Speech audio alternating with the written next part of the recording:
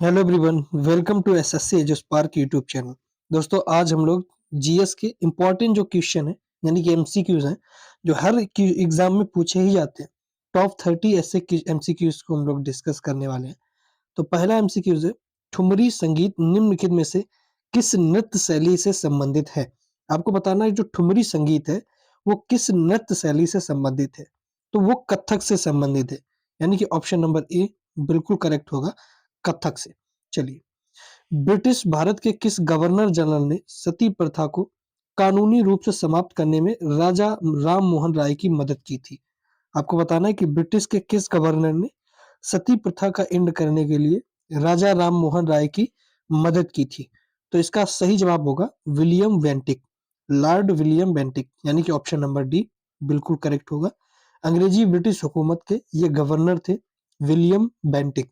इनका पूरा नाम था लॉर्ड विलियम वेंटिक। ये है लॉर्ड विलियम वेंटिक और इन्होंने ही राजा राम मोहन राय की मदद की थी सती प्रथा का अंत करने के लिए। सती प्रथा क्या होती थी? जैसे कि अगर किसी भी महिला का हस्बैंड की डेथ हो जाती थी तो उसके डेड बॉडी के साथ साथ उस महिला को भी जिंदा जला दिया जाता था और ये प्रथा सती प्रथा कहलाती थी। इसी की मदद से, किसकी मदद से? लॉर्ड विलियम वेंटिक की मदद से राजा राम मोहन राय ने इस प्रथा का अंत किया।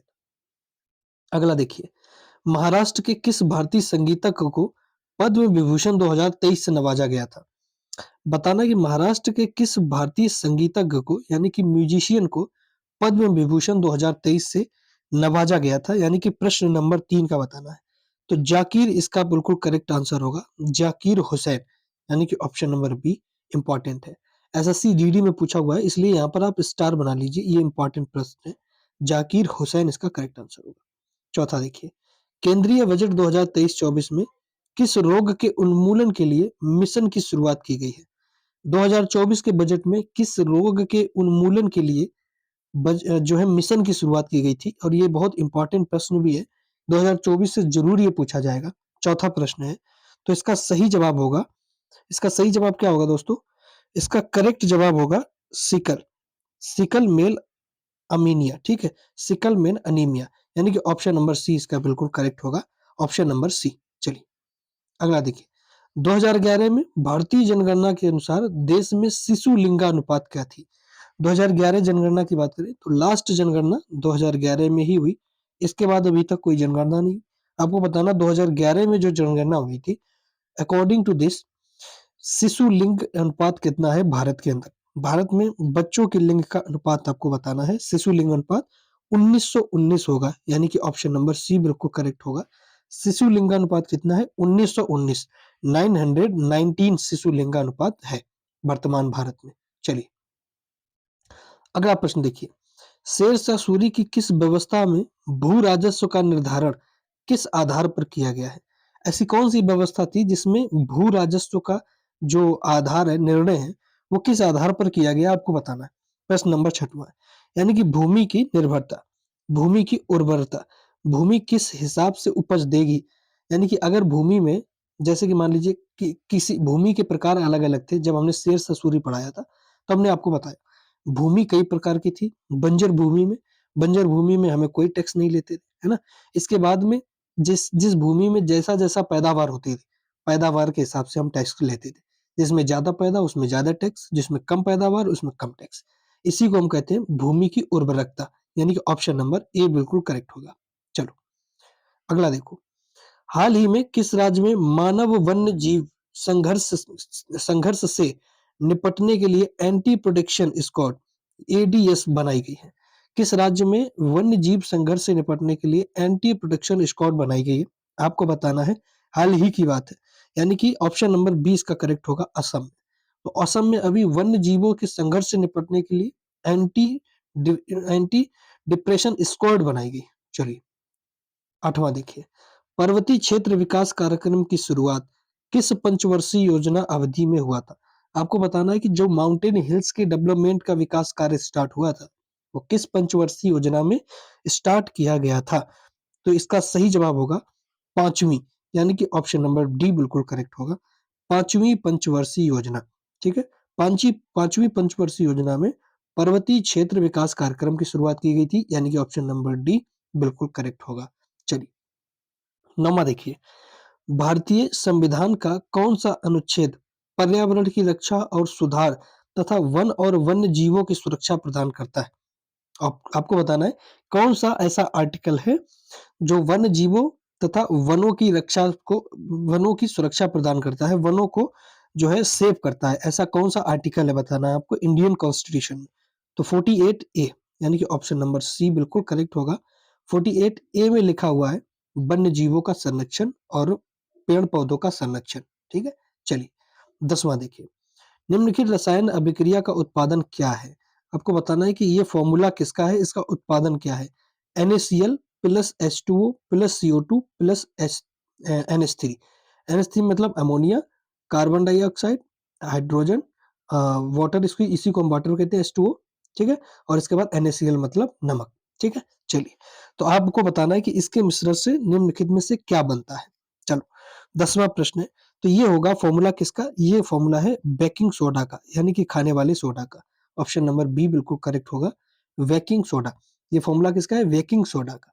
चलो, अगला देखिए, 34th व्यास सम्मान से किसे सम्मानित किया गया है? आपको बताना है 34वें व्यास सम्मान से निम्नलिखित में से किसको सम्मानित किया गया है? सही जवाब होगा शूर्यबाला, यानी कि ऑप्शन नंबर ए बिल्कुल करेक्ट होगा। शूर्यबाला को हाल ही में 34वें व्यास सम्मान से नवाजा गया है, यानी कि ऑप्शन नंबर ए बिल्कुल करेक्ट होगा और ये काफ़ी इम्पोर्टेंट भी है, तो आप स्टार लगा लीजिए। चलो, 12वां देखिए, विषु उत्सव निम्नलिखित में से किस राज्य में मनाया जाता है? आपको बताना है कि विषु उत्सव जो है, वो निम्नलिखित में से किस राज्य में मनाया जाता है? तो ये 2 राज्यों में मनाया जाता है, केरल और तमिलनाडु में। ऑप्शन नंबर बी इसका बिल्कुल करेक्ट होगा और ये प्रश्न एमटीएस में आया हुआ है, एसएससी के एमटीएस एग्ज़ाम में पूछा है, इसलिए ये प्रश्न काफ़ी इम्पोर्टेंट है, स्टार बना लेते हैं। केरल और तमिलनाडु। चलिए, निम्नलिखित में से किस अधिनियम ने सरकार को राजनीतिक गतिविधियों को दबाने की अपार शक्ति दी और राजनीतिक कैदियों को बिना मुकदमे के 2 वर्ष तक हिरासत में रखने की अनुमति दी? आपको बताना है कि किस अधिनियम के द्वारा ये कार्य संभव हो पाया, वो अधिनियम बताना है आपको। 13वां प्रश्न है, तो इसका सही जवाब होगा रोलर एक्ट 1919। 1919 जलियांवाला बाग हत्याकांड हुआ था, तभी एक एक्ट पारित हुआ था रोलर एक्ट। इसी एक्ट के द्वारा ये चीज़ें पॉसिबल हो पाई। कौन-सी चीज़ें?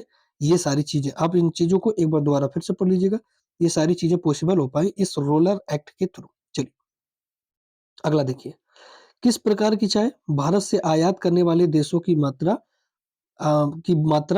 आयात में होती की जाती है? मात्रा आयात में निर्यात की जाती है, ठीक है? आयात करने वाले देशों को बड़ी मात्रा में निर्यात किया जाता है। आपको बताना है कि वो चाय किस प्रकार की है? ये प्रश्न काफ़ी इम्पोर्टेंट है। तो वो है दोस्तों काली चाय, यानी कि ऑप्शन नंबर डी बिल्कुल करेक्ट होगा। काली चाय को भारत से आयात करने वाले देशों को बड़ी मात्रा में निर्यात किया जाता है। ठीक है? चलो। राज्य की विधानसभा के सक्षम प्रतिवर्ष वार्षिक वित्तीय विवरण कौन प्रस्तुत करेगा? आपको बताना है कि राज्य की विधानसभा के समक्ष प्रतिवर्ष वार्षिक वित्तीय विवरण कौन प्रस्तुत करवाएगा? ये आपको बताना है। 15वां प्रश्न होता है। तो ये कौन करवाता है? ये करवाता है राज्यपाल। ठीक है? किसी भी विधानसभा में जो प्रतिवर्ष का वित्तीय विवरण होता है, यानी कि पैसा कहाँ-कहाँ पर खर्च हुआ राज्य का, कितना पैसा कहाँ से आया, ये सारी चीज़ें प्रस्तुत कौन करवाता है? तो ये करवाते हैं राज्यपाल। और वित्त मंत्री से बजट को प्रस्तुत कौन करवाता है? तो वो करवाते हैं प्रेसिडेंट यानी कि राष्ट्रपति। चलो, प्रधानमंत्री जीवन ज्योति बीमा योजना कितने वर्ष के आयु वर्ग के भारतीय नागरिकों के लिए है? प्रधानमंत्री जीवन बीमा योजना योजना जो आई है, वो आपको बताना कि कितने वर्ष के जो नागरिक होंगे, वो इसके लाभार्थी होंगे, उसका लाभ उठा सकते हैं। ठीक है? 16वां प्रश्न है, 16वें का आपको जवाब देना है। तो 18 से 50 वर्ष, यानी कि ऑप्शन नंबर बी बिल्कुल करेक्ट होगा। 18 से 50 वर्ष के जो लाभार्थी हैं, वो इस योजना का फ़ायदा उठा सकते हैं। चलिए, 17वां देखिए, एशियाई खेलों की शुरुआत किस वर्ष हुई थी? आपको बताना है कि जो एशियाई खेल है ना, उनकी शुरुआत किस वर्ष हुई थी? तो 1551 में इनकी शुरुआत हुई थी, यानी कि ऑप्शन नंबर बी बिल्कुल करेक्ट होगा 1951 में। चलिए, भारतीय शास्त्रीय वायलिन वादक अन्नु प्रभु ठीक है, अन्नप्रभु रामास्वामी को 2021 में किससे सम्मानित किया गया था? 2021 में काफ़ी पुराना प्रश्न है, लेकिन इम्पोर्टेंट है। आपको बताना है कि किससे उनको नवाजा गया था? 18वां प्रश्न है दोस्तों। तो इसका सही जवाब होगा पद्मश्री से। सही जवाब क्या है? पद्मश्री से इनको नवाजा गया था। चलिए 19वां देखिए, निम्नलिखित में से किस राज्य में चू-फाट नृत्य की जाता है? ठीक है, इंपॉर्टेंट है चू-फाट नृत्य। चू-फाट नृत्य कहाँ पर होता है? 19वां प्रश्न है, सही जवाब होगा सिक्किम में।